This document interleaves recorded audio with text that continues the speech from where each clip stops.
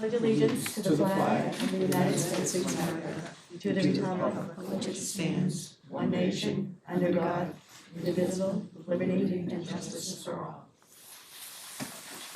Thanks everyone for coming tonight. So we have, the first item on the agenda is public comment. We're going to receive oral communications from members of the public. Members of the public may address the select board for up to 3 minutes, longer with the permission of the chair. The select board shall not engage in discussion on topics raised during public comment, but may choose to add the topic to a future agenda. The segment's going to be limited to 15 minutes. Is there any public comment? Hey, well, So if you want to come up, just go up to the podium. Sure. They'll be picked up on TV. Just state your name and your address. My name is Kathy Downey. I live at 54 Main Street in Byfield, the Purple House across from the Mini Mart. So I'm here today to talk to you about the town's use of rodenticides, specifically eschars. That's short for second-generation anticoagulant rodenticides. They're the deadliest of rodenticides. And the reason I discovered them, I was watching my poodle we were talking about earlier. I was walking him through the library grounds this summer, and I came across this big box, looks like a black shoe box. Well, these are poison bait boxes, and there are two, the entrance and exit. So they're designed to obviously trap rodents, specifically rats. And they're allowed to go out, get the bait, and go out. But the problem is, with these eschars, it can take up to 2 weeks for the animal to die. In the meantime, they become very weak, very easy prey for owls, for hawks, fox, for dogs and cats. When I was there with my dog, I saw a chipmunk go in. And I was like, please go out, but I don't know what happened to the chipmunk. But anyway, so given that, since so then I wrote a letter to the select board, I also talked with the Board of Health. Since that letter, we formed a group in town called Save Newberry Wildlife, and we're to actually raise awareness and seek alternatives, because we do understand that nobody wants rats in your house, your building. But the point is, there are alternatives we could use, or we don't have to be killing other wildlife unintentionally, but that's what happens. So we're looking to hopefully have maybe two warrants actually. So one would be a non-binding resolution, which would ask the select board to please support us in using your authority to find other alternatives on town land rather than these deadly rodenticides. The second is called Home Rule, and that is something the Mass Audubon Society has really partnered with us, so we've partnered with them. And what they're seeking to do is have many communities, towns, cities across the state of Massachusetts also file for Home Rule, and that would regulate or restrict the use on private lands or private properties. The hope is that if so many communities across the state file a Home Rule petition, at that point, the state legislature will take action. So those are our real goals. And there are, as I said, alternatives. I'll cede my time to my peer here so she could talk a little bit about that. Thank you. Thank you very much.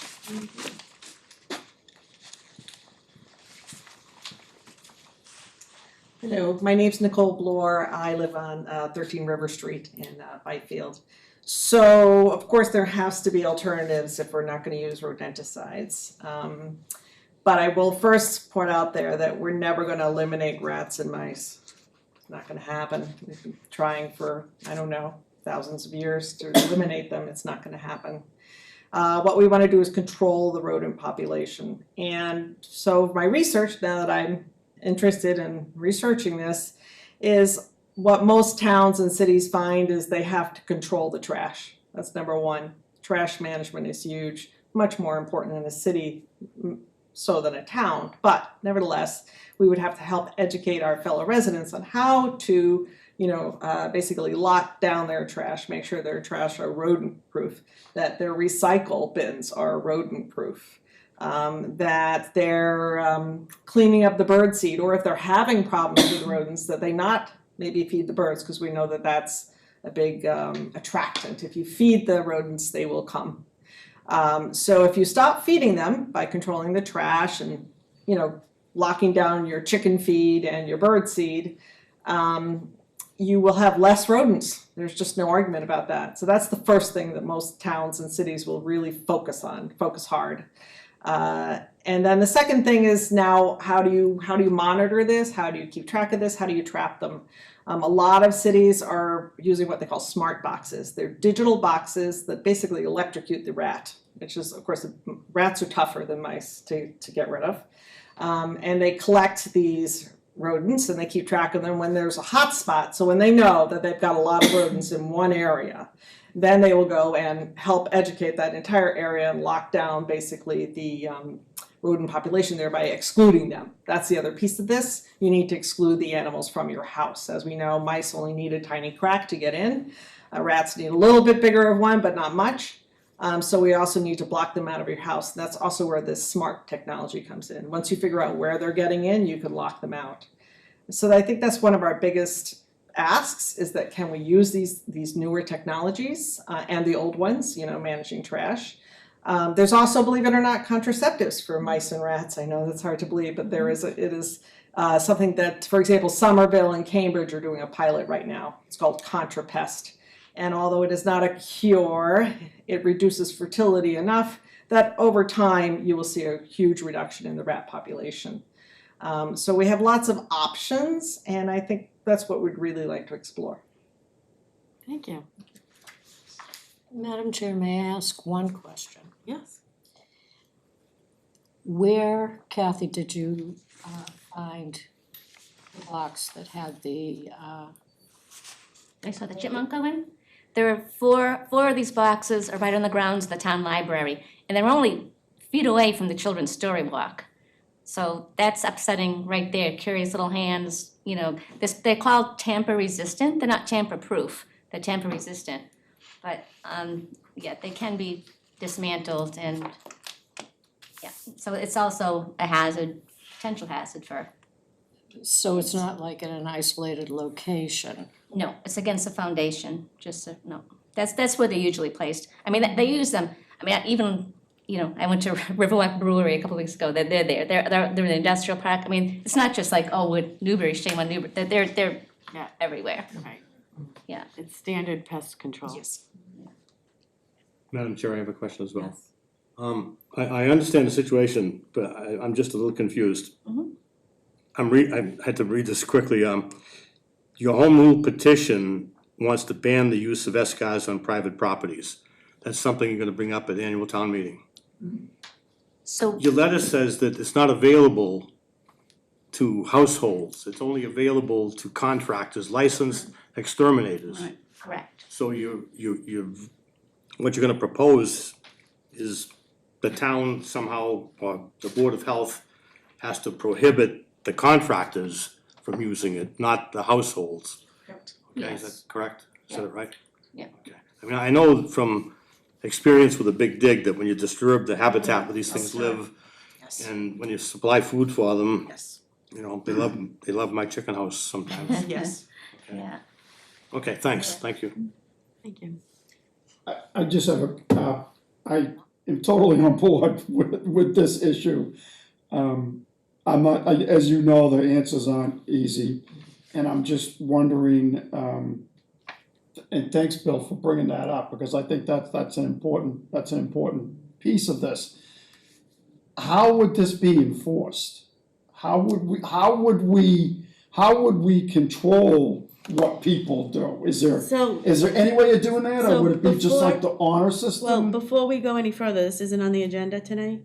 Yeah. So It is I don't, not. I don't wanna really have a debate over it. It is not, but Well, it's a question, I'm not debating, no, I'm no, I just, know. I'm just No, we're wondering not if you gonna- folks thought through that part of it, that's So, all. You don't have to even answer me, There's cause, there's a couple of things that they're in front of you. One of them is a policy that, the town of Brookline, I saw that. adopted.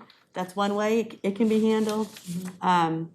It can be handled through like this home rule petition, but home rule petitions, they're extremely hard to do. Yeah, I know that Arlington, I think maybe Lexington, there are a few that have already been submitted, so what they have to, the towns, like, for instance, I'll use Arlington, because they've really been at this for quite a while. Yeah.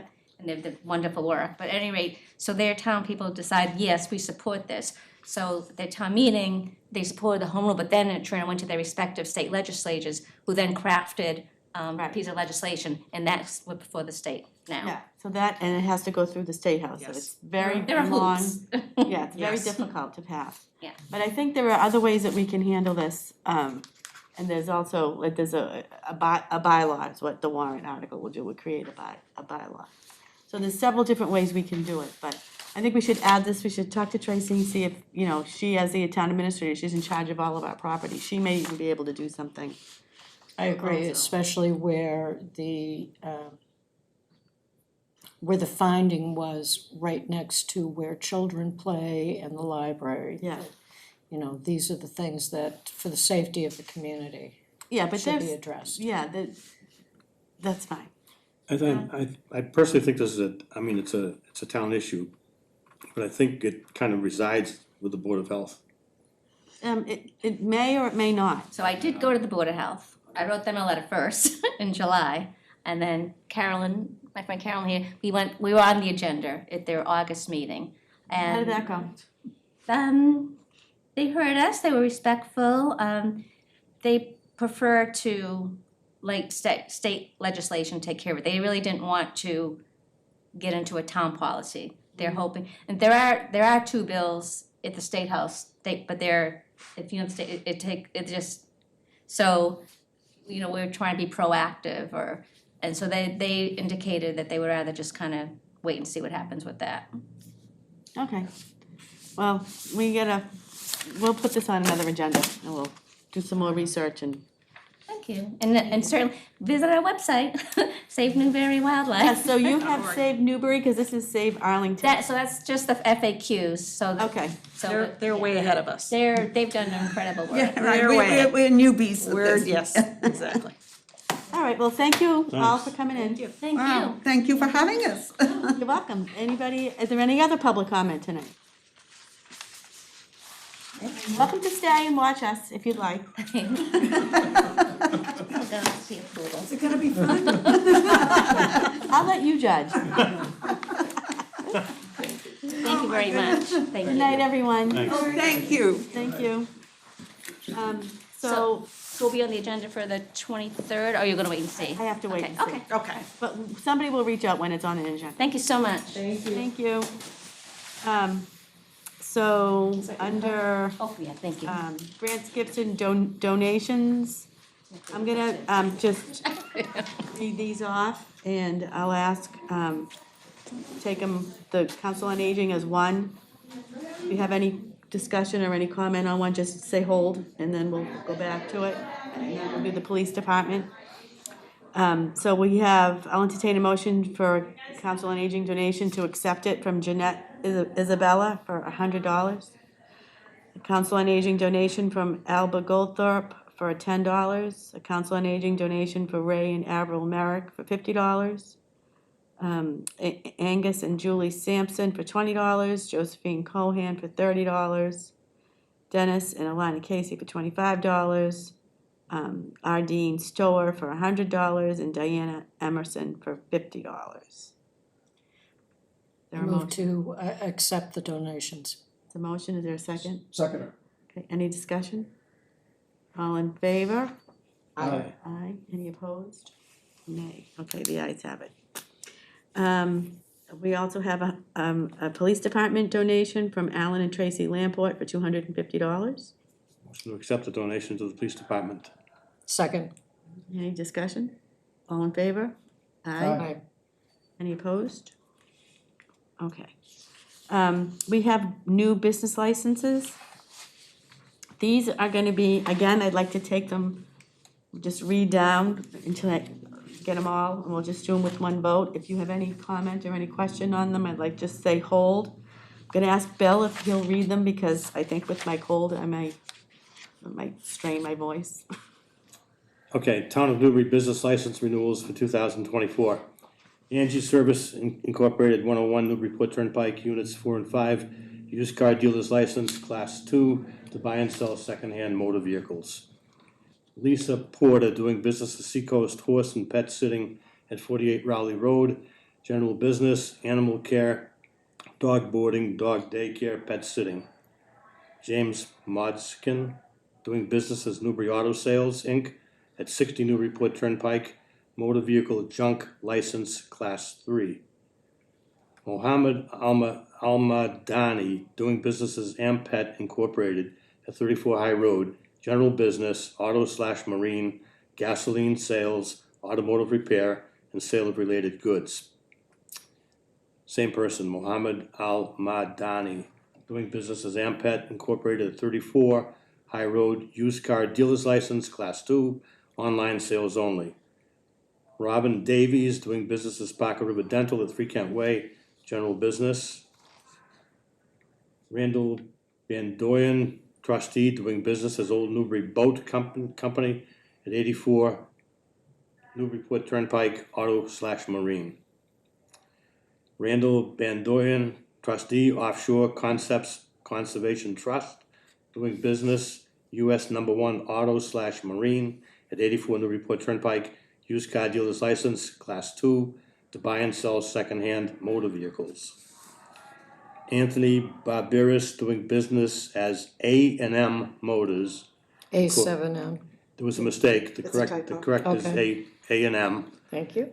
Incorporated at 4-6 Newburyport Turnpike, used car dealer's license, Class 2. Alicia Catalano/Brenda Catalano, doing business as Music with Alicia at 89 Hanover Street, Unit Number 1, general business. J.R. Colby and Elizabeth Knight, Common Pastures LLC, doing business as Colby Farm at 50 Scotland Road, retail foods, common vitella, crafts/gifts, Vittler is the right pronunciation. Kendall Bowie, doing business as Mad Martha's Island Cafe at 51 Northern Boulevard, common victular, hours of operation Tuesday to Sunday, 7 a.m. to 2 p.m., Thursday to Saturday, 5 p.m. to 10 p.m. Greg Pug, doing Pugh. business, Pew, thank you. You're welcome. Doing business as Plum Island Beach Coma Restaurant, Inc. at 23 Plum Island Boulevard, common victular. Matthew Kozaski, doing business as Tender Crop Farms, 108 High Road, retail foods/common vitilla, crafts/gifts.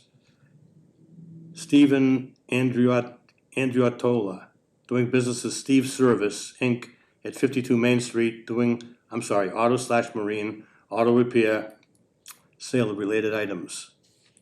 Dawn Del Torchio, doing business as Hightail Acres, 120 High Road, farm products, feeds, and related items. Jody Wilkinson, doing business as Wilco Marine Restorations at 84 Newburyport Turnpike, auto/marine. Gary Machiros, doing business as Angie's Service Incorporated at 101 Newburyport Turnpike, Unit 4-5, auto repair. Danvers Butchery, Cheryl Moulton, doing business as Newbury Butchery at 2 Morgan Ave, common vitla. Gary Machiros, doing business, Applied Automotive Technology, Inc. at 101 Newburyport Turnpike, Unit 4 and 5, auto repair. John B. Siemens, doing business, Sculpture by Beverly Siemens at 2, it's not Newbury Road, it's Newman Road, general business. Reza Schulman, doing business as Fig Tree Family Medicine, PLLC at 76 Newburyport Turnpike, family medicine. Alana L. Matsis Dunn, doing business, Flipping Out Enterprises at 109 High Road, general coach consultant. Linda Deland, doing business as Sports and Therapeutic Massage at 65 Newburyport Turnpike, general business, massage therapy. Richard Samuelson, doing business as Bridge Road Signs at 9 Graham Ave, general business. Pamela Doherty, doing business as The Beach Dog Daycare at 96 Newburyport Turnpike, animal care. Michelle and Peter Abram, doing business as Buy Coco at 12 Grove Street, mobile coffee trailer. Douglas Machado, doing business as Carnova LLC, 86 Newburyport Turnpike, used car dealer's license, Class 2, to buy and sell secondhand motor vehicles. Tessa Janvrin, doing business as Jan Vrink at 65 Newburyport Turnpike, tattoo shop. That is the end of the Thank you. licenses. Have we motioned this yet? Not yet. I motion to approve all of these licenses as read. Second. Okay, any discussion? Yeah, I have just a couple of questions. Yeah. The Mad Martha's, is there some significance of listing the hours of operation? they're probably tied to her license, or a special permit or something, Martha? I'm assuming tied to previous license, but Yeah. I don't know that for sure. So we don't know, there's like really no I mean, I'm just thinking out loud here, I mean, I would it think be? because she's in a residential area, they limit the, Okay, It's all right, limited the hours. that's a good answer. And then my other question is Gary Macheros, are those two the same or are they different? One is for used car sales and the other is for auto repair, I believe. yeah, Well, the second one says auto repair. And the first And the one first, and the says first one says auto repair. oh, No, I wonder if that's, Was that a typo? that may be because there is a used car dealer's license in here, class 2 for him. So that may be a typo that we didn't catch. The license to help you, Dana, the license for Oh, it's the Kendall first Bowie, for Mad Martha's, for whatever reason, they stated the hours of operation. Is what they submitted apparently. yeah. That's fine, Yeah, I'm just I know. wondering because nobody else does that. No, you I know. know, just trying to clarify why it was there. I think they've switched them out a few different times, so, you know, I think they update their hours of operation for licensing reasons. Yeah, So- but you're right, Dana, about the, auto repair for. So in here, Macheros. Martha, did you say that you saw, So the auto repair is actually the first one, Angie Service, which, is the class 2 license to buy and sell secondhand motors, so that's the very first one on the list. I'm not quite sure why the auto repair shows up twice, Actually, except they're two different business names, the doing business is different. different, right? One is Applied Automotive Technology, the other one is Angie's Service Incorporated. so we must do two separate things there. And there are two separate licenses in here for signature under those two different Right. names. And the doing businesses are different for each Macheros entry on our sheet, on our agenda sheet. So if this is Yeah, I presented see this way. that, the DBA is obviously different. Go ahead, Leslie, I'm sorry. Well, so it's presented this way, should we wait on one or both to come through as properly identified before we sign off on them? If he has two different businesses, why is there confusion? I think we should just we should approve what is what we have submitted to us in these forms here, which I'm trying to dig out. So then he's not selling any cars, is that what? So he is, so there's the very first item on the list is a class 2 license to buy and sell secondhand motor vehicles. And then the other two are auto repair, but two different DBAs. So there are 3 So there's 3. licenses. Yes, Well, then there's one missing on the agenda. no, it's the No. first one up. So if you look on page 1, First one says auto repair, the second one Angie says. Service at 101 Newburyport Turnpike Units, used car dealer. Oh, Very yeah, you know first what, one I on the missed, I missed that one. So this is what he submitted to us, and this is what he Yeah, is yeah, yeah. requesting. I don't suggest tabling this, I suggest. No, I wasn't implying that, I just. Yeah, well, I think we should just, this is what he's asking for. I think we should just grant that. Yep, Um, okay, I have no more discussion. All right, any further discussion from anyone else? Okay, all in favor? Aye. Any opposed? No, okay. All right, next, I'm gonna actually jump around a little bit because Jonathan is here. So I'm gonna ask him to come on up and move you ahead for the IT tech refresh under old business. He's gonna give us an update. So, first, thank you. So a little background on this item. Previously, the town had authorized the use of a grant from the state of Massachusetts to the amount of $250,000, as well as providing a town grant for $150,000 for completion of an installation of a municipal-only fiber network. When I arrived onto the team to take over the project, it was unfortunately too late for us to continue that forward, as the time remaining for the use of the state funds was insufficient for us to break ground or begin installation and acquisition. On further review of that project, it's not really suitable for the town's needs any longer. To that end, I would like to request the reappropriation of the $150,000 of the town's money earmarked for the completion of that project. $100,000 of it for the purpose of IT refresh. In this case, IT refresh would refer to the replacement of multiple components of the town's technical infrastructure, most of which is at or reaching what is referred to in IT as EOL or end of life. EOL systems are generally no longer safe to operate in a cybersecurity sense. They are no longer available or capable of receiving security-related updates from their manufacturers.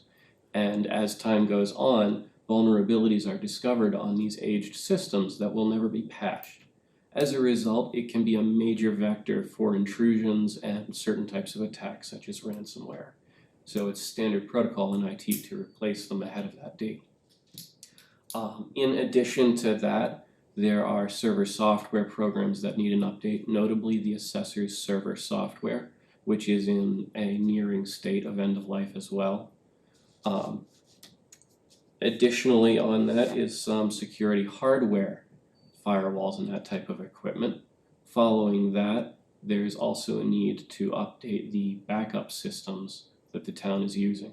Currently, the backup systems are consistent with an older methodology that doesn't allow for faster restorations in the event of, I wouldn't say minor needs, but perhaps more incidental needs, such as the accidental deletion of a major town paperwork item, or in the event of the physical loss of the servers, the data is often not complete.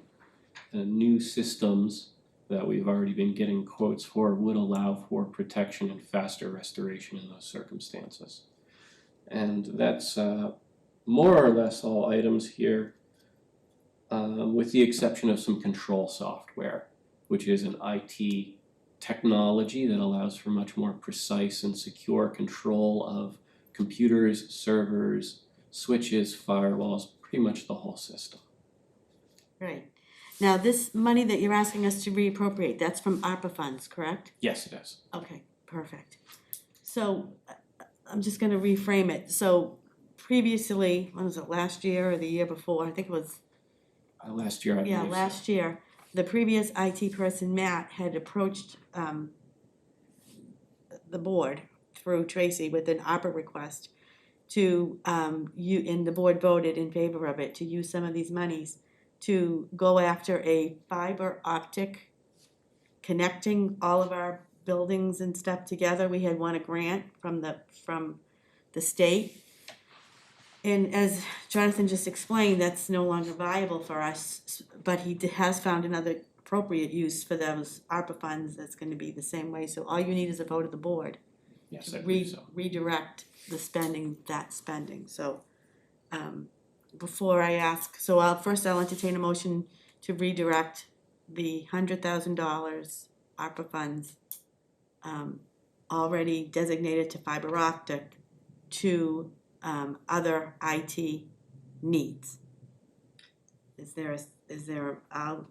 I'll move that. Is there a second? Second. Okay, discussion. Leslie? The discussion is, we were originally appropriated with a significant amount more money, but we're now looking at $100,000 to refresh. Is that correct? With the ARPA money to go with the fiber optics, we were looking at more in the $300 and something thousand range. Yes. So this $100,000 for the refresh is again to connect all the fiber optics so that all of the facilities here in town are on the same system. No, so as I understand it, the original funding from the notes and documents I've been working through was actually split in that $250,000 was actually brought in from the state through that grant compact, and then of the ARPA from the town, there was $150,000. For the purpose of this, I'm requesting the $100,000 with the expectation that the remaining $50,000 be reappropriated for the town as the town needs. Because we're not gonna get the grant because we, We ran out the clock. we went over the clock. So the control software, is that like let's go into just, home use, but McAfee or Norton or anything like that? Is it like a malware type of thing that updates the system on a regular basis to protect it from viruses? It's actually, well, you can plug that technology into it. That's a capacity of this technology. VidCon actually has acquired a equivalent anti-malware, antivirus, cybersecurity suite for deployment, and I've been deploying it since. The control software actually allows for a pretty extensive list of IT details. Please stop me if I get too far into those details. Sometimes not everyone wants to hear all the jargon. The control software allows a combination of direct remote access, which would be equivalent to when a support engineer from a company logs into your computer and services a piece of malfunctioning software. It also allows indirect remote control, whereby in a similar circumstance, rather than having assistants to connect, the engineer simply issues commands that the computer will execute quietly in the background to resolve an issue. In addition to that, it has management control tools for controlling updates, both from the primary manufacturer of the operating system, for example, Microsoft for Windows products, and third-party software as well, such as Chrome is a common example, a common browser, as well as the other products in use by the town, of which there are, I believe, approximately 10,000 pieces of discrete software. That's a very rough number. That may sound like a dramatic number, but one thing to be aware of with computers is that much of the software on a system, most people are not aware is going on there. And some of those can be as simple as allowing you to talk to your mouse. Or it's like veins going through the body. Very much like that. Yeah. So with these like 10,000, the control software will protect each and every one of these from the possibility of being attacked by a virus. In this case, they would be more effective in dealing with what's called a source threat, is an occasional phrase, wherein a manufacturer or updater of a software program has their systems breached and is then used as a medium or vehicle to extend the range of a botnet or other virus program, whereby the attack media is packaged into the update and then signed and sent out to the systems, so the endpoint device will trust it because it's from the manufacturer. This would effectively allow for the detection, prevention, and testing of such patches before they ever reach a system. And we all know that they work as fast as the safe technology, if not faster. So, as a for instance, you would think that a hospital per se had the best protection technology. But in the past week or so, Energex Hospital was violated as far and had to shut their entire computer system down. Are we do we have enough protection to feel safe that that's not going to happen to us as far as all of our town information is concerned? I don't think so, not at this time. Okay. Many of the updates here that I reference as cybersecurity components are one more layer of defense or an adjacent component of defense. The unfortunate reality of the computer technology environment is that it is so complete with features and additional components that add features is that there are continually greater vectors.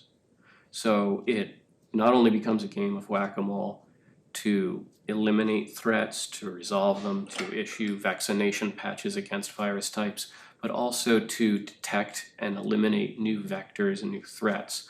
One component of the proposed control software has aspects of the software that allow alerting from a deviation of normal procedure.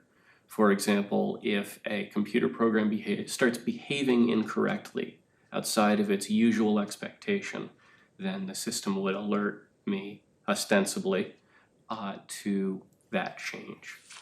I say ostensibly because, again, it's a continuous battle between attempts at breach and Right. counter attempts. That's also where the upgraded backup system comes in. This is a move to what's commonly referred to as a disaster recovery and backup system, which has much more extensive ability to reduce, resolve, remove, and detect threats on the system.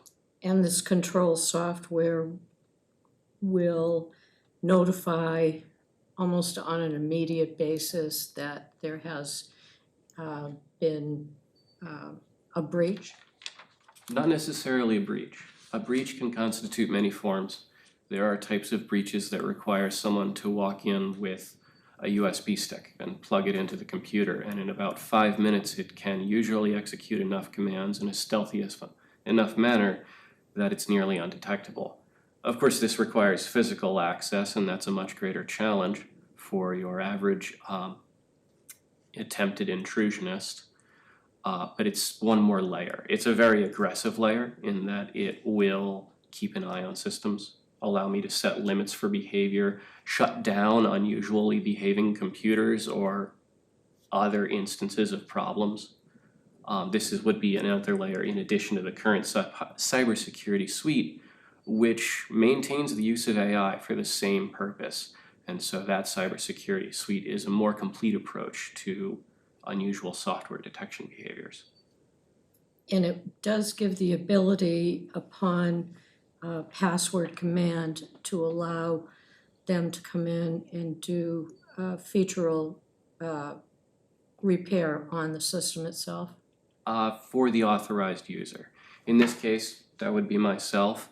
If the town chose to hire additional IT staff and we designate them for those roles, we can issue additional secured credentials. The entire system is encrypted with current generation encryption and does receive regular updates. Thanks a lot for all the info. Appreciate thing. it. So I have a question. After the purchase of all this equipment that you have listed, will the town be safer? The town will be safer, yes. Bill? I've broken it down into different buckets. I respect, if this is your field, and your knowledge of this is far outweighs mine. The impression I get is that end of life is an issue, and this eliminates end of life situations that we have. Similar to what Patty Fisher has, Chief Fisher has at the police station. She experienced an end of life problem with equipment they have down there. And what you're proposing adds robustness to what we have here and security, and where we essentially would be difficult to get hacked in here. Yes. This has nothing to do with fiber optics. Don't want the public to be confused. We're not gonna have fiber optics. The original grant was $150, and you're asking for $100,000. The other 50 gets returned into the ARPA To be fund bucket. reappropriated. Right, as okay. needed. Dana, Yes, do you have that's any questions, Dana? I do. Okay, I recall the original opera money was 300,000, is that? And the bill for the optic system came in at 50 under? no, that came in, we got a community compact grant from the state under Charlie Baker and Karen Polito's office. Karen Polito had this whole community compact grant program. The town won several with them. And this was one grant that would have allowed, and I think it was $250,000. You have the numbers, I think. Yes, when I looked at the report paperwork, I had to request the account numbers be pulled, which fortunately I don't have that paperwork with me right now. The ARPA fund from, or rather the received funds from the state totaled $250,000, and the account standing for the Newbury contribution was $150,000. Okay, so I think that you could have, I think the grant program may have gone up that high, but we didn't get awarded that amount, I don't recall. Okay, I remember Tracy briefing us and saying that we weren't gonna spend all of the money that was appropriated. Yes, at a recent meeting. And she said that, I thought she said $50,000 was gonna go back into the ARPA That's money. what he just said, we had $150,000 appropriated, but he's only gonna use 100, so the 50 will go back. So you're talking about a recent meeting? Correct. I'm going back a couple of years ago, okay. Yeah, I'm talking about a recent meeting. Yeah, this is exactly what she said Jonathan will come before us and explain, this is what he's Okay. talking about. So, my other so the fiber optic system is gone, Yes, that's correct. and we're gonna reappropriate $100,000 is what you're asking Yes. for these other stuff that you Yes. just mentioned. Our servers, do we have a cloud backup to our servers? We have a form of cloud backup. Cause you talked about recovery. I mean, Yes, that's huge. yes. I mean, cause a server can crash quite easily for a lot of different reasons. And if you don't have an emergency recovery backup, we're screwed. We do have emergency recovery backups. They are based around, they are cloud connected. There is some off-site degree of them. The paradigm, or I should say the model that they follow, is an older best practice that's since been replaced in the IT industries. We tend to refer to it as best practice in general, but they're fairly generational. They have discrete versions as each generation and capability of the system comes out. The older model that we have is not fully capable of certain features that I hesitate to say on a recorded and publicized broadcast for cybersecurity reasons, to detail precisely what those features are. Thank you. The new system expands and extends those capabilities where they lack. Adds robustness. Yes, adds robustness and additional features. And so where is the 50,000 that we're not gonna spend? Is that going back into the opera fund To be reappropriated another way, another way? before the end of fiscal year 24.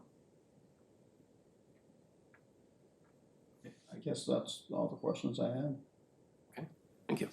Thank you, so I'll entertain a motion to allow him to reappropriate this money, $100,000 I'll make the motion to reappropriate $100,000 to what Jonathan just described from the ARPA monies. from the ARPA Is funds. there a second? Second.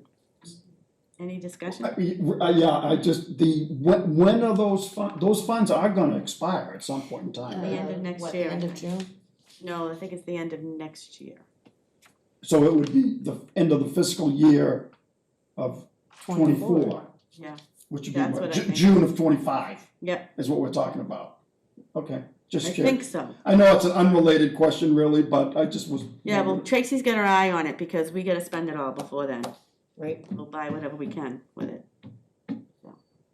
All right, all in favor? Aye. Aye. Any opposed? No? Thank you. Thanks, you. Jonathan. Thanks. Okay, and before we get to the budget goals, Martha, do you wanna give us a Green Communities designation update, please? Very quick.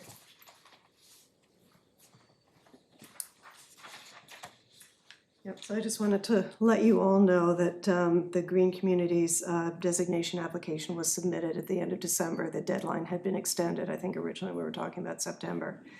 And the state will take probably a couple of months to review all the applications, get back to us with any questions, but we should be hearing within a couple of months about our designation status and hopefully at that time get a designation grant.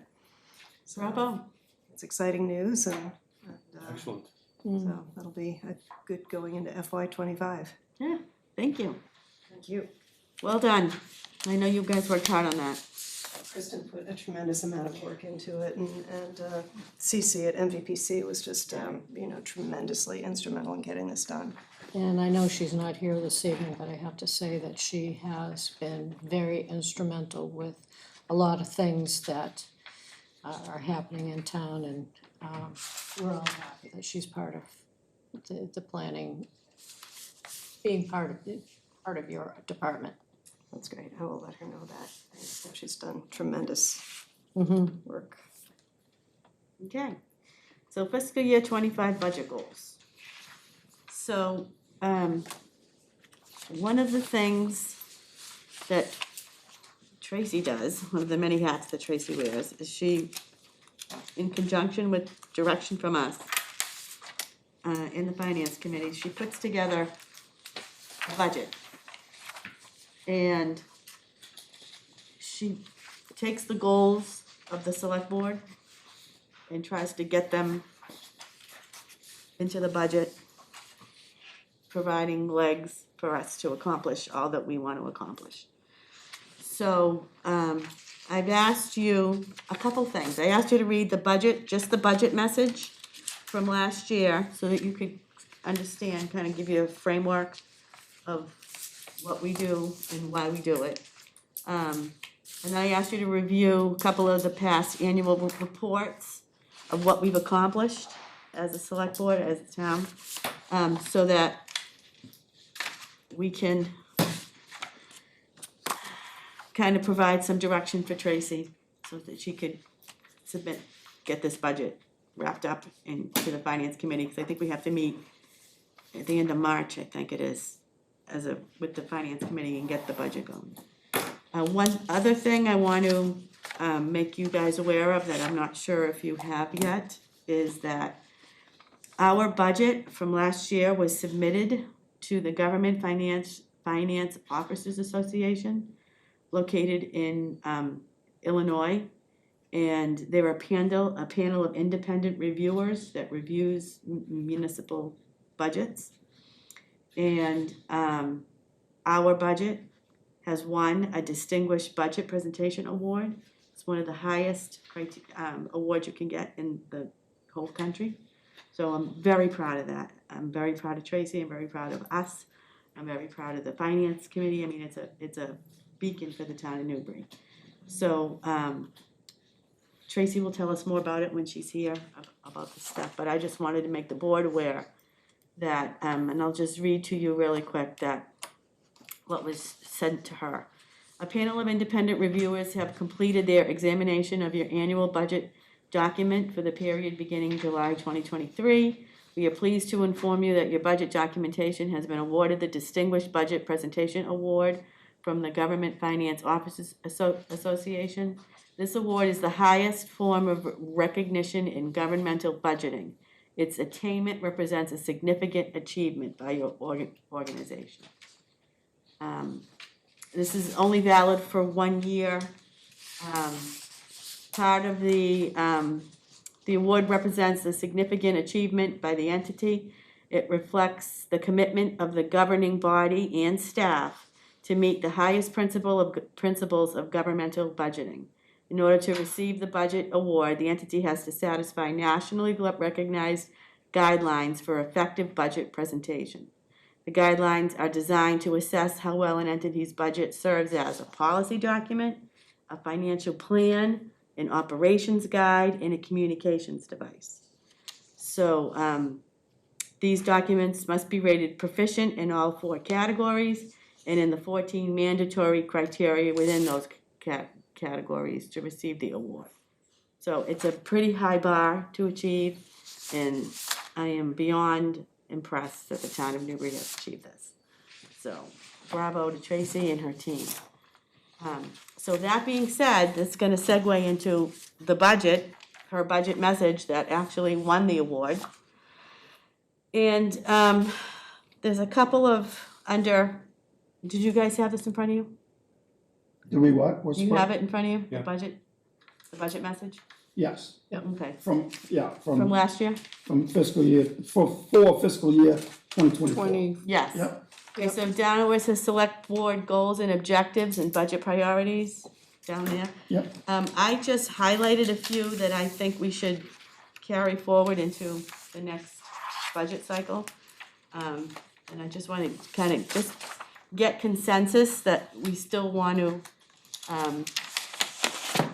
rate these as a high, priority for us. Overarching, there's just a couple of bulleted items here that I pulled out, is maintaining the strength of our educational systems, capital planning solutions for our municipal buildings, continuing our road improvement program, evaluating our vulnerabilities as a community with respect to the sea level rise, and adhering to our financial goals and objectives, which have served us so well in the past. So, does anybody have any comments or questions, or do you like that direction? Dana, you wanna go first? Sure. I personally think, in light of Whittier, and I know that that's a whole nother topic, but we don't know how the vote on the 23rd is gonna go. Correct. You and I have discussed that until we know what that answer is gonna be, we shouldn't be jumping through any hoops. And I agree with that. However, I do feel as though that it would be fiscally prudent to expect a yes vote and move forward. In that anticipation, we should be considering where the resources are gonna come from and how we would fund that.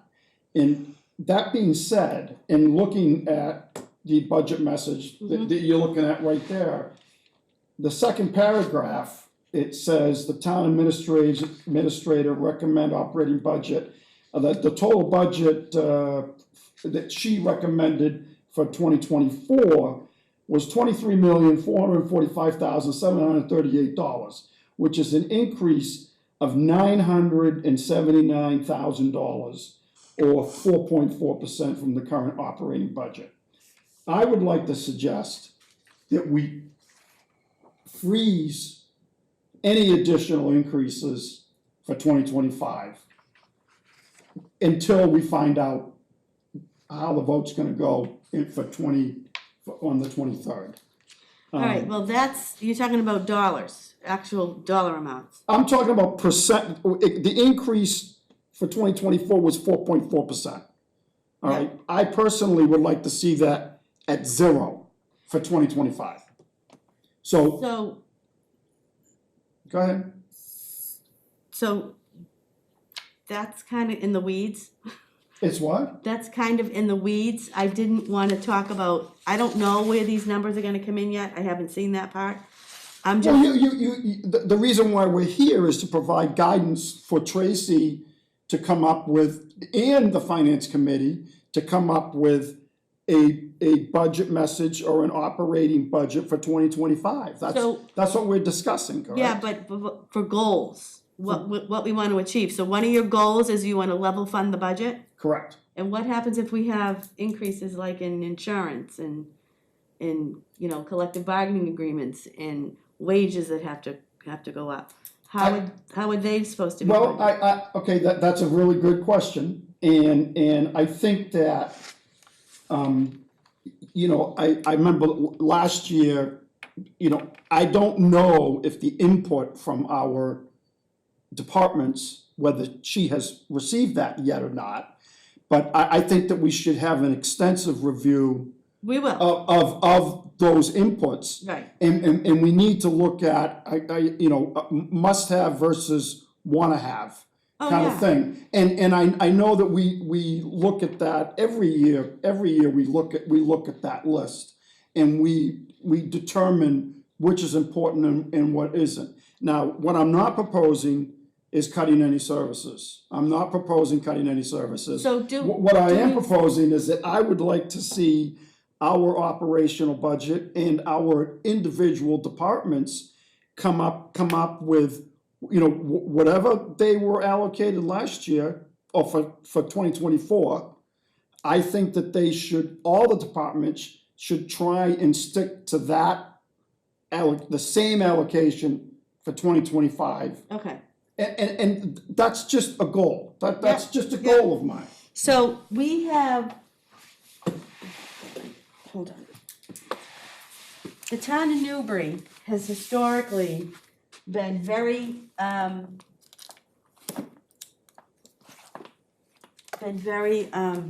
strong on education. We spend more than half of our operating budget on education. I understand that. Do we Like still? $11 million Right, it's last, 52%, I think it is. yeah. 49.6. How much is it? 49.6. No, it's gotta be more than that. It's on the budget message page we were looking at. It's in that chart, isn't it? 49.6, That's what I'm I said, sorry. I thought you 49.6. said 29.6. 49.6. Yeah, so almost half of our operating, do we still value that as a board? Do we still value public education? And we wanna put most of our Well, budget towards What I just education. talked about does not even include that. No, this is, Whittier's part of this. No, what I was. Dana's okay. talking about I'm municipality. talking about our departments within our budget. That doesn't, Triton's not one of our departments, and neither is Whittier. No, but they're half of our budget. No, but I'm not including, my recommendation does not include Triton or Whittier. It's, do you understand my recommendation? No, sorry. You said you wanted to hold the budget at 23,445,738. Is that correct? No, that is not correct. What did you wanna hold? You said hold the budget, I thought. Explain yourself. Okay, certainly. What I would like to see is the portion of the the 4.4%, I understand, encompasses more areas than just our departments. Whether it be fire, police, all of the, DPW, those are the departments I'm talking about. I would like to see the departments that we have control over, I would like to see a zero increase in those departments. Okay. A temporary freeze. Let me help. What you just said was, you want the 23,445,738, which is an increase of 4.4%, $979,070. You don't want that $979,000. You want the 23 million less that 4.4%. Well, no, because that's already been, that's come and gone. That was for 24. So you Okay. wanna freeze it at the 23,445? No, because that includes Triton. I don't know what Triton's budget's gonna be for 2025, and neither do you. It hasn't been submitted to us yet. Right, So my point is that when Triton's budget comes before the board, we're gonna vote on that separately. no, we don't vote on that. Well, Town meeting does. the town meeting's gonna vote on that. That's a separate And entity. actually, that from- we may not even have an option, because if 2 out of the 3 towns pass it, we are handed the bill. So we don't have, that's not something we don't have any control over. Yeah, I mean, I'm not trying to muddy the waters here. I mean, No, I'm trying to understand what you're trying to say. so you don't understand what I'm saying. I don't think I do, and I'm sorry.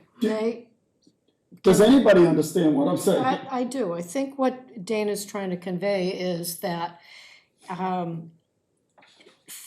going into just the near future, into the next fiscal budget of '25, to not increase any expenditures as far as raises, anything that goes in that direction.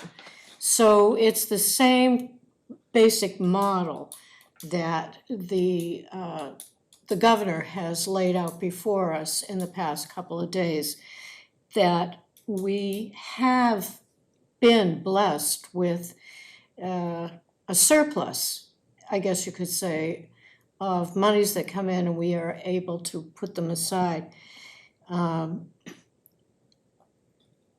let's see if we can live on that budget, Dana, is that? So I Okay, think, I think this might help explain. If everybody flips to page 9, okay, at the top of page 9 is I our actually don't have expenditures it's under the expenditures by function.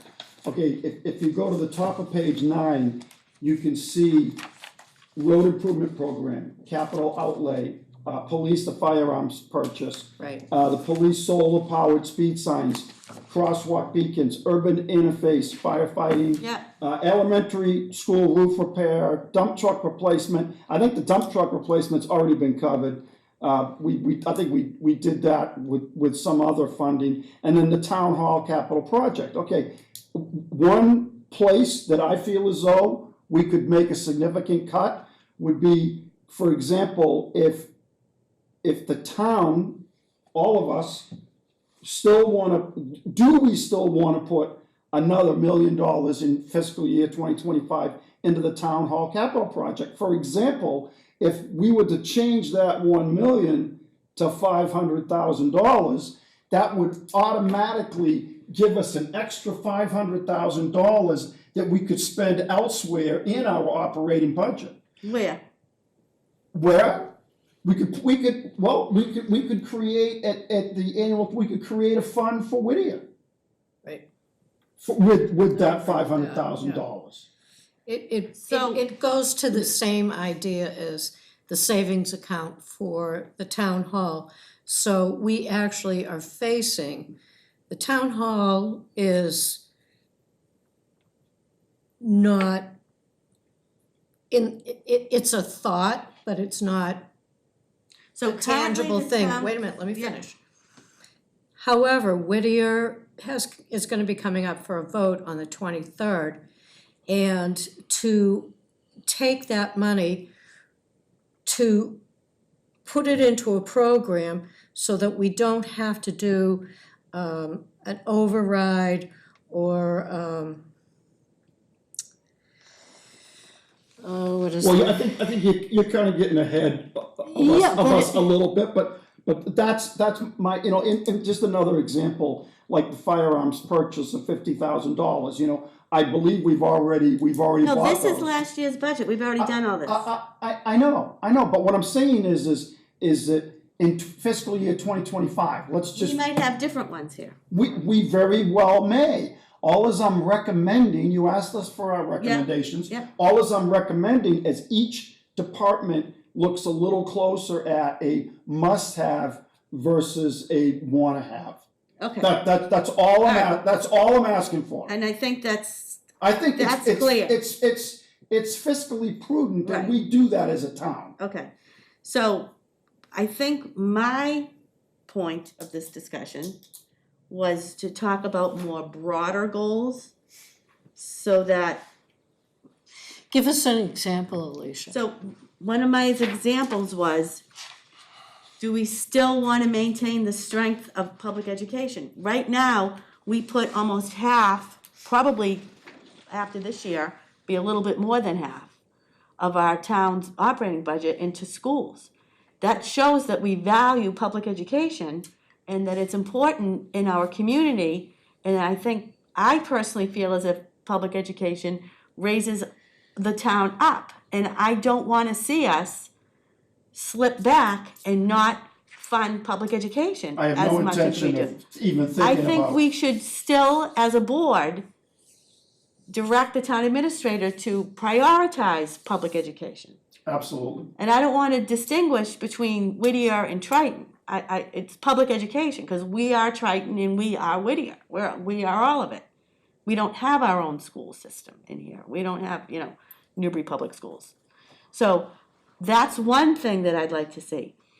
The town of Newbury has passed an override for our roads, specifically for our road improvement plan. I'd like to continue that because I think that program has served us well. I think our roads are the envy of the surrounding communities. I would like to see that continue and be reflected in our budget. How much did we spend,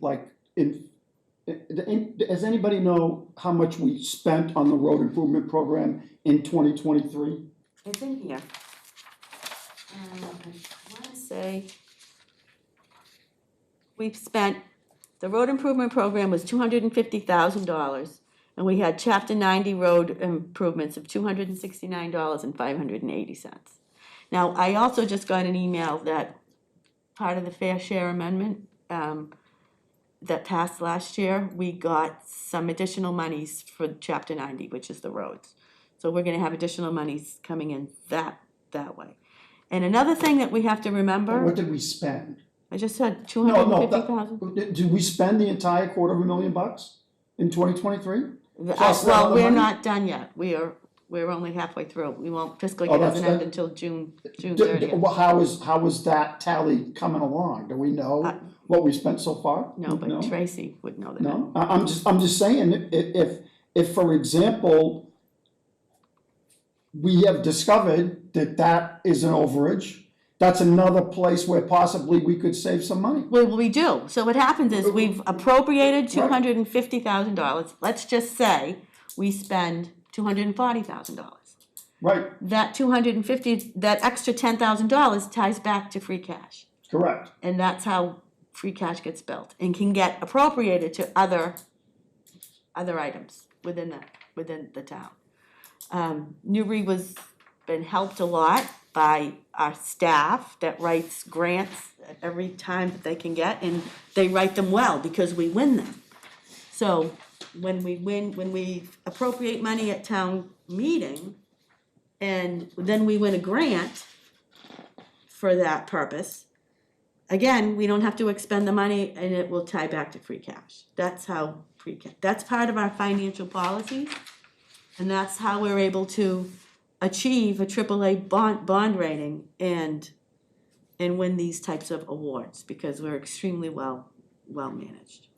Okay, you mentioned free cash. Yeah, please. Can I continue? On page 4, it talks about maintaining the adequate financial reserves of between 5 and 10% of the Right. operating budget Right. to deal with unexpected, and it said fiscal year reserves will be at 10%. Right now, so those reserves, is that what free cash represents? Is those reserves that she's talking about there in that paragraph? It's part of it. Is it more than just free cash? Well, reserves, we have a stabilization fund. We have small savings accounts. We have a land account.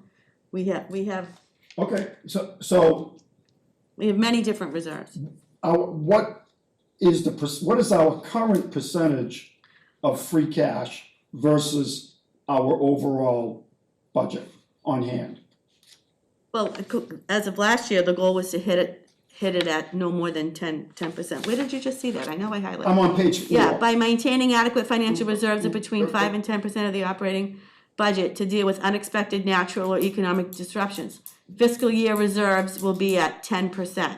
That was last year. Yeah, okay, so So that'll probably be a goal again this year. let's just say, I believe we've got something in excess of $3 million in just free cash right now. We did, Okay, 3.4, I we- think we certified. Right, and our operating budget for in this message was 23,445. So we've already, we've exceeded the 10% just in free cash alone. So that's why at town meeting, we move certain amounts of that monies away from free cash into a stabilization account. Right, And we move it into a savings account for the town hall. We've done that in the past. I understand. That's why. But then free cash Well, should my come point down. is that's another area where we can,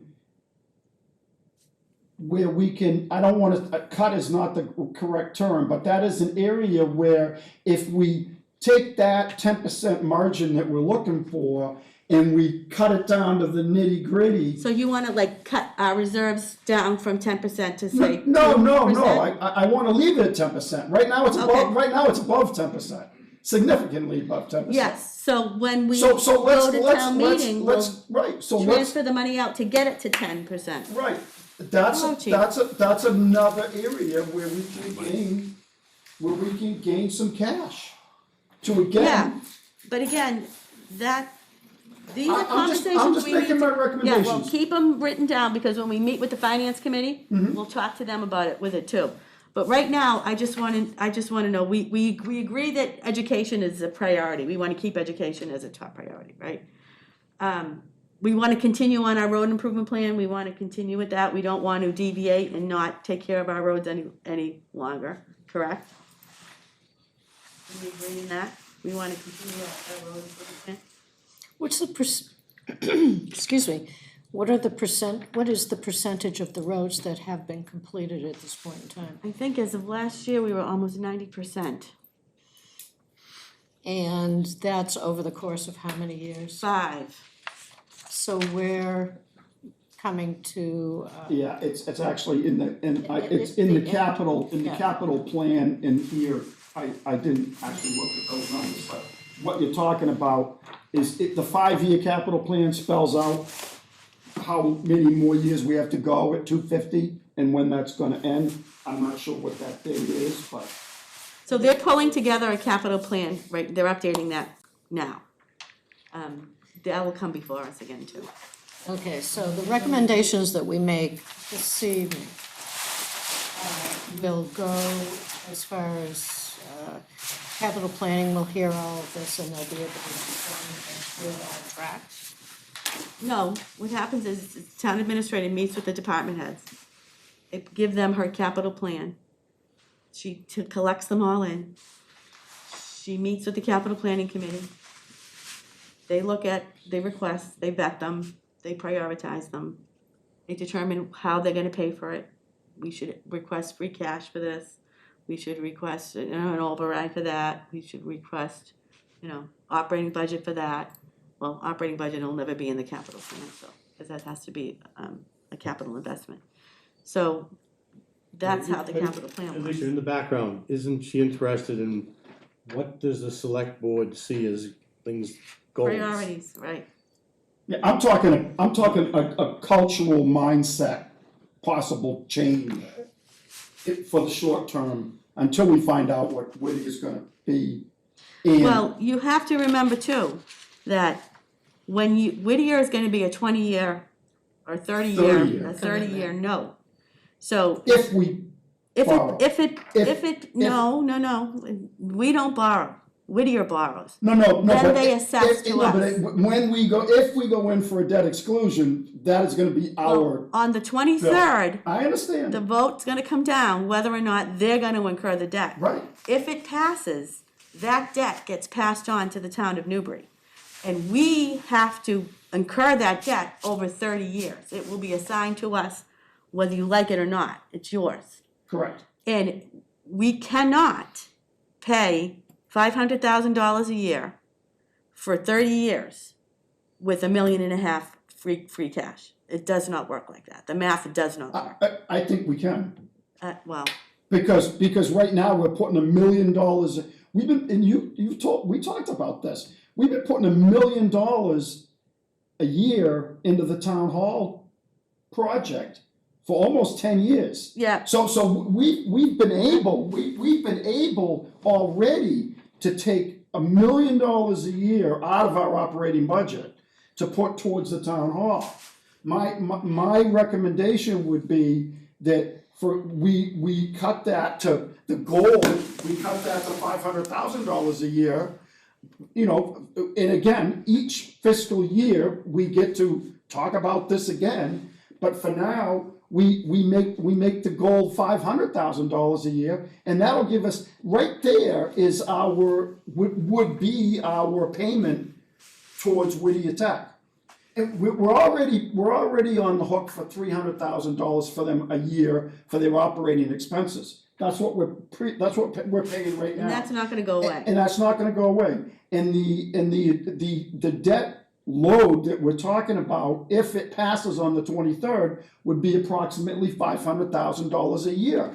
We've demonstrated that we can pay for that with our operating budget. We can pay for that recently, but you gotta also remember that we've been blessed with $2.2 million in ARPA monies that we have been able to push the capital plan, We, accelerate that capital okay, plan. I don't believe any of our ARPA money has gone into our town hall capital project. No, it has not. It has not. No, no, Because I don't that's- even think that's that's- legal to do that. That's So, different. so the ARPA money isn't even worth talking about. No, but it paid for the capital plan, okay? It's accelerated the capital plan, which allowed free cash to accumulate, which we could then move it to the town hall savings account. Always I'm talking, my recommendation is a culture change and a mindset Well, change. I think we should have this conversation with the FinCom. It's a Absolutely, good idea. yeah.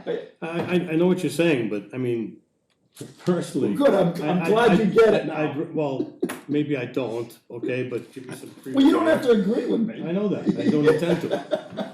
I'd rather see, if you're taking $500,000, I'd rather see that money go to Newbury students in Newbury Elementary School, the 680 people we have from K to high school, rather than the 16 kids that go to Whittier.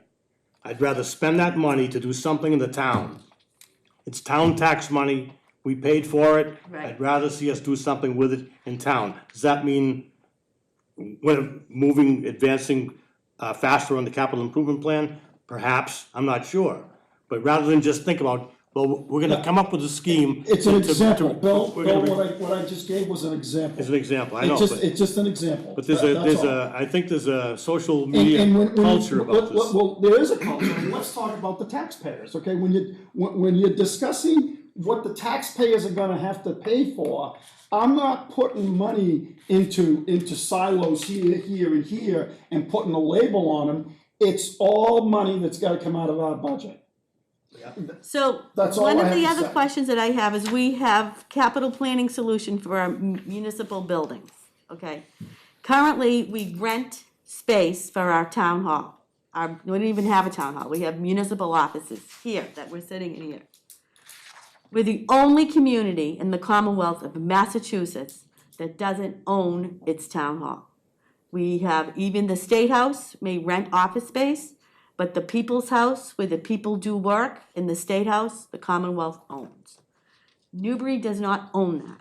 Now, I've heard a lot of arguments, or a lot of people saying that, well, you can do all your work at town, you can do it at home, I pay my taxes online, I get my, whatever I get done online, I can pick up the phone, I can call somebody. But at the end of the day, we have a select board, and we meet someplace. We have conservation commissions, we have planning board, we have a board of health, we have a tree warden that has to have public hearings. We have lots of boards and committees. They need a place to meet. You can't meet in somebody's house. So does this board, and I know I asked Jeff when he told me he couldn't make it tonight, I asked him and he wants to continue going the same way we're going. But do we still want to continue a capital planning solution for our municipal buildings? Or do we want to rent in perpetuity and never own? I mean, I guess that's, Dana, what do you think? Do you think we should be renting in perpetuity and never own our own building? Never, no, Okay, I so would never you're- say, I would never say never. Okay. I love the gentleman that just walked in the door, Absolutely. Chief, welcome. And because, the firehouse on Morgan Avenue is one of my top agendas. And that is exactly what you're talking about. That's a municipal building that is in desperate need of some assistance, whether it be. I agree. whether It be needs a little bit of work. Whether it be a Not a little replacement. bit, needs a lot. It needs of work, but listen, we're not renting a fire station right now. But We're renting municipal offices, and we're renting our council on aging. But there's nothing more important than public safety. I agree, we have a public safety building. We're renting, We're now, do we still wanna continue to rent in perpetuity? We have a perfectly good building to do our business out of. Our public safety building on Morgan Avenue in the way of the fire department is severely substandard. Well, I'll have to have a conversation with the chief about that, because I haven't heard that yet. But that's not on the agenda tonight, we're not gonna discuss it tonight. Right. Correct. Well, you kept referring to municipal Well, this is buildings. municipal offices here. I mean, we have, And even eventually, the new police station's gonna need an update, whatever. Do we Let's not wanna even go down that continue? road. Well, do you wanna continue capital planning and using capital planning as a solution for our municipal needs? Our How building, long have we been housed in this We building? have to, that's a given. well, That's what- no, you don't that's have the- to. That's the definition of capital planning, is how are you gonna, keep your capital so you're in planning favor of that. that's the network over what It's the what we're gonna framework. do over the next 5 years and what we're gonna replace. And when we're gonna replace them and in Okay. what order we're gonna replace them. So- So of course we do. Okay, so, do you feel that way, Bill? All I know is the current space here, lease expires July of 2024. If we get expansion, the extra square footage that we would have gotten with a new town hall, that space becomes available November 2023. It's available now if we ask for it. We don't know whether we wanna lease it for 3 years plus options, or 10 years, or what, or whether we want a town hall. Some decision has to be made, Right, one way that's, or another. okay. I would hope that we're in negotiations right now with Mr. Kelly, but before, you just said it, what is it, when does it expire, something in 24? 6 months. Are we in those negotiations? Well, yeah, Yeah. And Yes. what are we asking for? we're not gonna See, discuss. that's like a big secret. Well, it's negotiations, and it's a public meeting, and it's not gonna be discussed right now. Is the select board privy to these meetings, that we can sit in on them, since we are? I would reach out to Tracy. Yep, and get- because, get in- we are the hierarchy of the town government. Correct, but the town administrator handles all of our buildings as per the act. And Madam Yeah, Chair, her responsibility. I would love to be in on the meeting with the chief, if we're gonna discuss what his needs are. He was supposed to come up with he's going to be coming up with a path forward, I believe. Yes. So, okay, so maintaining the strength of our educational system, capital planning solution, we're gonna keep that up. Capital planning solution for municipal buildings, we're good with that. Continuing our road improvement program, we're good with that. Evaluating our vulnerabilities with respect to sea level rise, I think that's very important, because we might be able to identify grant opportunities there. I think we should still continue that. And then adhering to our financial goals and objectives, which has served us so well in the past. I think that's very important that we keep us going down the road we're going on of fiscal solvency. Because if we lose our AAA bond rating, the $500,000 a year Whittier may cost us could easily jump higher. A because lot we'll of the have to pay more theoretical interest. details of what you just said are on page 3, item Yep. 6. It defines how you look at pay plans, multi-year revenue expenditure forecasts, so on and so forth. And it's those sound financial policies that have gotten us where we are. Right, and there's other things in here that I highlighted. Developing a budget within the confines of Proposition 2.5. I think that's very important, because we can't keep going back and asking the taxpayer for more and more Right. money. That's important. It's important to note that Newbury achieved a AAA bond rating. We have to keep lower rates on bonds resulted in less tax dollars going to pay for interest costs. I mean, everything that we've done has a consequence if we move into a different direction. So, maintaining a gonna go- level service budget, I think, Dana, I think this is what you were speaking to. Maintaining a level services budget while always striving to improve service delivery. That's on page 4 of the budget message, number 7. I think you wanna maintain a level service budget, correct? You don't wanna cut back services. No, you're correct. Yeah. Okay, so I think we're good. In past year, in 2024, you had Larkin Road removal Yeah, as an important thing, and I think the Orchard Street culvert. yeah, we've achieved them. But Tracy has a list going, so, I mean, I said to her, I wanted to wait till she was here, and I actually wanted a full board. Right. And that's why I held it for last time, when Dana couldn't make it, and then Jeff got sick. And then she was sick, and I'm like, why don't I hold this? I'll hold it again till we're together as a full board. And she goes, no, I need direction, so. I asked Jeff, are you okay with the way we're going? He said, yeah. So, all right, so, I will just pass these on to her, so she'll have some idea of where we're gonna go. And next item on the agenda, under old business, we're all covered. Correspondence, we got some, letters from Comcast. They are ceasing their, certain channels. Let me go get that and read that.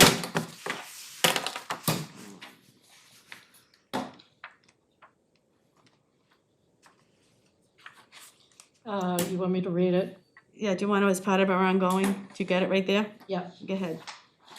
Dear members of the board, as part of the ongoing commitment to keeping you and our customers informed about charges to Xfinity TV services, we wanted to notify you that the DW Deutsch Plus and the Z Living channels are ceasing operation on December 31st, 2023. As a result, the DW Deutsch Plus and Z Living channels will no longer be available as part of the lineup.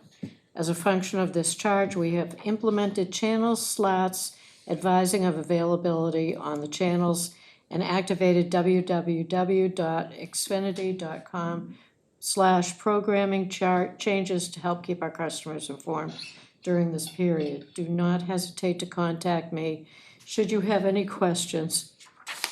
Kerry Morris at Comcast.com. Thank you. We also have a letter from the Commonwealth of Massachusetts. They're looking for lease space in Essex County. They were looking to find space for a residential correctional facility and associated administrative office space. They need 8,700 square feet of usable area for the Essex Sheriff's Department.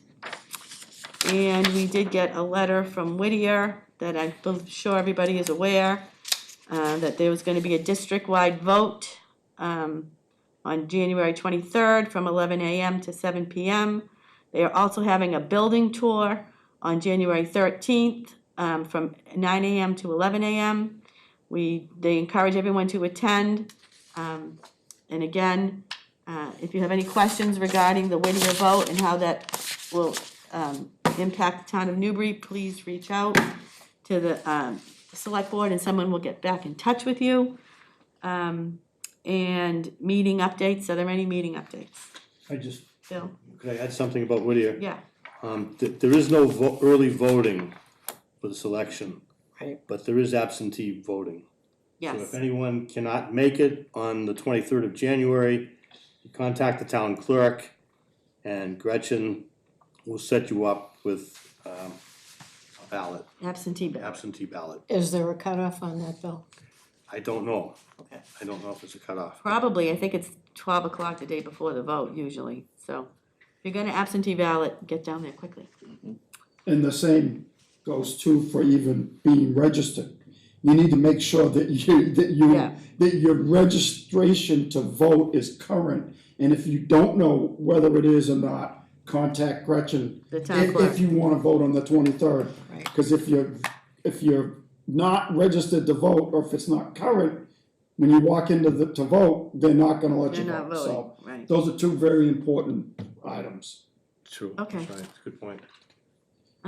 Any other meeting updates? I have one. I attended the first ad hoc meeting for Council on Aging, and as they're planning on site, they're gonna go and try to determine different site availability, and they have the A recommendation? and the recommendations for what they're seeking as far as what they would like to see in the Council on Aging facility. Great. I think they're looking at space needs. Yeah, I think Well, Cindy's that done a was- good it job on was- space needs. yeah. And then they'll develop that into, are there any The sites sites. that are adequate that Yep. would satisfy those needs? Okay. Well, again, part of our budget goals that would fall under capital planning for municipal spaces, and that's one of them. Well, the lease for Council on Aging expires in 2027. 27. Do you have another meeting update? I do, if everybody's, Yeah, I'm sorry. it's all right.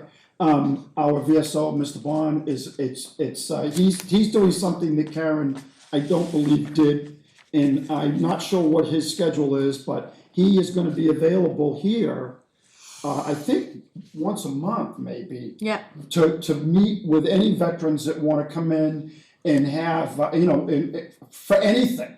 He's made himself available, I think it's gonna be here once a month. I've shown him in this building, we have 3 bulletin boards. One is across from Julie's old, well, the desk is still there, but Yeah. there's one there, there's one down in the COA, and there's another one somewhere. And he is aware of those. Cindy Currier has graciously said that if there's anything, and what I recommended is for him to bring in a flyer the month prior to him coming here with topics that he may want to discuss. And if veterans have any, if they're interested in those topics, he will be available to Sign up discuss or them. So something, I think that's a great program moving forward, so, yeah, that's great. yeah. Okay. Review and approve meeting minutes, draft meeting minutes from December 16th, and draft meeting minutes from December 12th. I make a motion to approve the draft minute meetings for 12/16/23. Second. All in favor? Discussion, Oh, discussion, yes. discussion. As you remember, 12/16 was the date of the Wreaths Across America ceremony. Yes. And there was a lot of activity on social media about the fact that the select board called a meeting. I wasn't aware of that, but okay. Yeah. And there was also an allegation that there was a statement made by an individual that the town administrator is obligated to attend every select board meeting. That's not true. It is not true. Clearly on the board, on our page, select board page of the town website, it's regular meetings. She's obligated to attend regular meetings, which are defined on that page as the second and fourth Tuesday of every month, Unless she's sick. unless she's sick. Okay. I think Dana and Leslie can attest to the fact that motions were made on 12/16 to conduct that select board meeting. Yeah. And we voted, okay? And, I- and the statement was made in social media. For the record, the meeting was never convened. No, mean- meeting convened. The meeting was definitely convened. Yeah, we opened it, we closed it. And the fact that we called a select board meeting for 12/16 was classified on social media as an overabundance of being careful. Well, it is an overabundance of caution, I will Advised by say legal that. counsel that we That's should do right. that just in case, okay? And I would say that the email that all of us got, even legal, that had that criticism is evidence of the fact that that's why we're abundantly cautious, Right, because we're being scrutinized. right. Well, just goes to show you can't always believe what you read on social media. Okay, so we have meeting minutes from December 16th. This actually was the Wreaths Across America. And we have draft meetings just from the For 12th. clarification, I did not, I was not part of the, part of saying I wasn't part of, You weren't there when we opened, but you were And there when we closed. no, I thought you were standing with us when we closed. no, Alright, well, it we was had over 3 of before us. I got there. All right, well, you had 3 of us. Yeah, the motion, it's in writing right here. Yeah. Alicia Greco moved to open the meeting. Bill I second. seconded it, and I was the third party that voted on it. So the meeting was, that's a quorum, You had a quorum. that's 3 people And right we there. were all present there. So there was a quorum and it was opened. Right. And then also in the meeting minutes, it was adjourned and it was motioned by me and Seconded Bill by me. seconded it. So it was opened and it was closed. It was open and closed. And it I was just wanted to certainly state that legitimate. I wasn't part of that, so. Now, but it says up here, present, select board, Chair Alicia Greco, Vice Chair Bill DeMayo, Clerk Leslie Matthews. You're saying you were there? I was there. Okay. All right, that's fine. Okay. All in favor? Aye. Aye. Any opposed? No. And then the December 12th meeting minutes? I'll make a motion to approve the draft minute meetings on December 12th, 2023. Second. Any discussion? Amendments, changes? All in favor? Aye. Aye. Any opposed? Unanimous. Okay, we have warrants. Can I entertain a motion to sign warrants? So moved. Second. All in favor? Aye. Aye. Okay, now we're gonna go into executive session. So, Do we need to close the door, Alicia? yeah, let me just go, I have to say this first. So, pursuant to Open Meeting Law, Chapter 30A, Section 21A3, to discuss strategy with respect to collective bargaining, if an open meeting may have a detrimental effect on the bargaining position of the public body and the chair so declares, the fire union. That's the purpose of our executive session. I am going to, Do we, okay. Roll call vote. Are we ready to open? You have to state whether you'll reconvene. Yeah, and are we gonna reconvene no, after? we will not be reconvening in public session after this. We're gonna just close our meeting. So And you need a motion and roll call vote to enter into the executive session. I move that we go into executive session. Is there a second? Second. Okay. Are you writing this down, Martha? Yeah, and you need the roll call. I'll copy you. Okay. So second, Go slow. Alicia moved it. So we need Julie. Okay. Roll call vote. Leslie Matthews, Yes, here. Bill DeMayo, Yes.